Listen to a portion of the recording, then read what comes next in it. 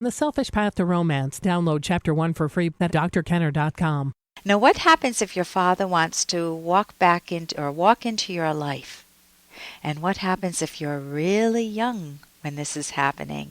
And mom is feeling very ambivalent about this. So here's a question from Rebecca. Hi, Dr. Kenner. I have a 16-month-old daughter, Tammy. She's always with me and has developed separation anxiety. She does not like strangers or want to have family and friends take her for babysitting. She does not know her father, and now he wants to see her. 2 questions. Number 1, is it emotionally damaging to force her to go with this man who's a stranger? And number 2, what is the best way for a toddler to establish a relationship with an absent parent? Rebecca. So the first question, is it emotionally damaging to force her to go with this man who's a stranger? And I would say the biggest problem you have is the word force. If you see it that way, if you see that you're just shoving your daughter onto a man that you once knew, you once had an intimate relationship with, but you no longer do, and you're going to force her to be with him, then you guys are going to run into problems because she already has separation anxiety. So you want to reframe the question.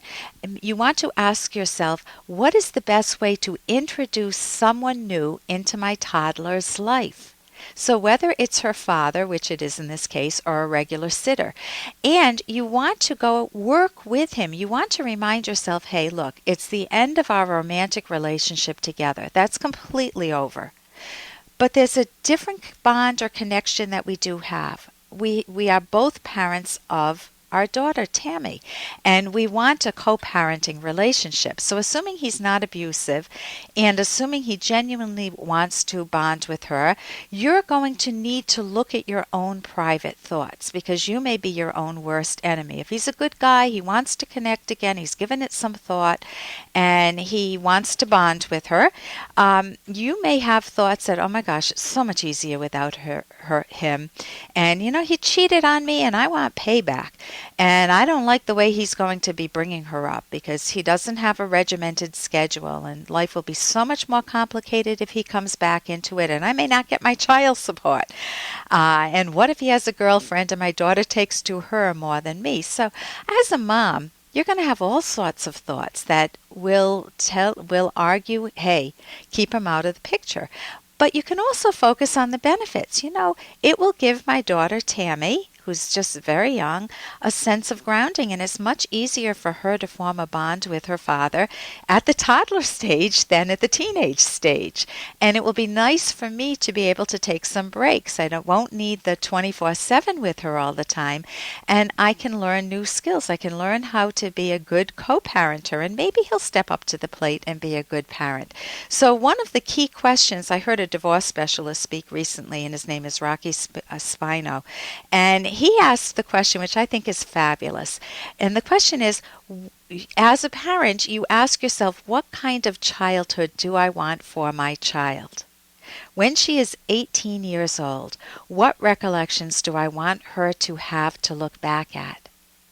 And that may inform your decision as to how to introduce Dad into the picture, whether to do it, assuming he's not abusive, there's no reason not to do it, and how to ease her into being around him. Now, just a few points on that. Hey, I got to interrupt this because we've got to pay some bills. 30 seconds, that's it. A very quick ad, and then Ellen will be back. Romance. I wish I knew more about what girls want from a relationship. Boy, I wish I knew more about what I want. Where's that ad I saw? Here it is.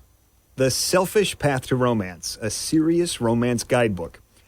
Download Chapter 1 for free at selfishromance.com and buy it at amazon.com. The Selfish Path to Romance. That is interesting. Now, just a few points on that. She needs to learn, if she's going through separation anxiety, she's afraid to leave you, she cries her eyes out whenever you try to leave her, she needs to learn that you do disappear and reappear. We play the game with kids, peekaboo. Peekaboo. You hide behind a little cloth and then you come out, peekaboo. boo-boo. Well, she needs to know that you as a mom will disappear for a few hours and then reappear. And so you need to let her practice. You say she's always by your side. You need to give her breaks from you and you breaks from her.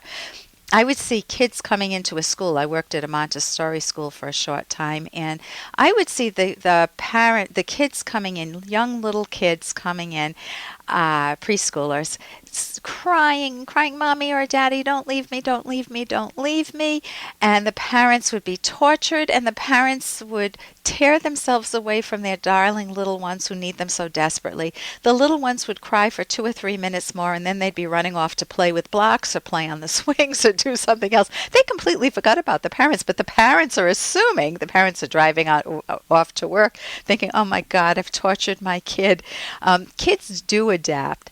So it is good to practice having some breaks with your child. Also, you can have a transitional strategy. Maybe not let your daughter go immediately with her dad, but have a play date together where you're there together. Or you can go to counseling together and introduce your daughter within the context of counseling. Or you can learn silly songs and he can learn silly songs that you all can sing together. So I don't see any reason not to do it, provided that there's no abuse involved. And I would give it a shot. And here's a little more from Dr. Kenner. Here's a question I received from someone anonymous. "Hello, my wife and I are having a baby and we're picking names. There's one name that we both like very much. It's a foreign name from Finland. So it's uncommon for here, but not ridiculous or controversial. It's interesting. I'm willing to choose it, but my wife is reluctant. She says that she doesn't want to brand our son for life. She says it's a great name for a baby or a child, but that she has a hard time imagining it as an adult name."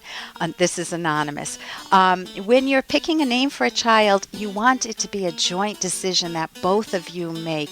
So if she's a little uncomfortable with it, please generate a few more names that both of you enjoy, because you don't want your wife to feel uncomfortable with a name that will last a lifetime for both of you. So work together on that and maybe come up with a different name or use it for a middle name. For more Dr. Kenner podcast, go to drkenner.com and please listen to this ad. Here's an excerpt from The Selfish Path to Romance, the Serious Romance Guidebook by clinical psychologist Dr. Ellen Kenner and co-author Dr. Edwin Locke, who's world famous for his theories in goal setting. To have self-esteem, start with the premise that you are, in principle, worthy of your own happiness. Reject as outrageous any doctrine that says you are born evil. In reality, you are born neutral. You create your own moral character. Further, if you have accepted the altruistic idea that you exist merely to please and serve others, you are doomed from the start, because you have decided that others are worthy of achieving their own values, but you are not. Selfless people cannot have self-esteem because they have no self to esteem. You can download Chapter 1 for free by going to drkenner.com, and you can buy The Selfish Path to Romance at amazon.com.